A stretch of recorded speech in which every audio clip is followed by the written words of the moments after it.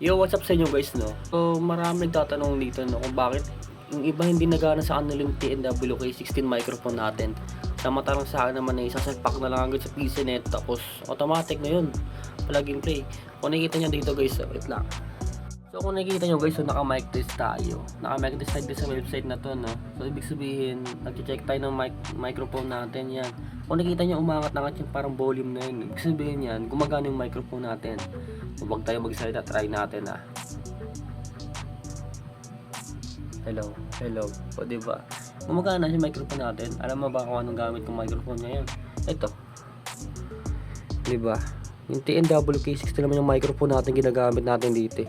Hindi ko alam sa iba kung bakit hindi gumagana. Ang gagawin nyo lang naman, isasalpak na lang sa PC nyo Ito, tuturo ko sa inyo. So kung nakikita nyo, ito yung port ng natin, ng TNW microphone natin, yan. So ang gagawin nyo lang guys, hanapin nyo lang ito yung parang logo ng microphone na yan. So dyan nyo siya isasalpak.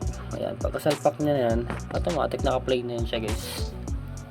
Check natin So may lalabas sa akin na ganito Yan, click nyo lang yan, tapos mic in, tapos yan. So ganun lang siya ka-basic guys, diba? Tayin ko lang ito. Sa mga nahihirapan ikabit itong TNW microphone natin, yan mic check. Diba? Ganun siya ka-basic guys. Plug and play lang siya. Salpak nyo lang sa PC nyo, gagana na yan. Check nyo muna sa mic test na yan, sa website na yan. So thank you guys.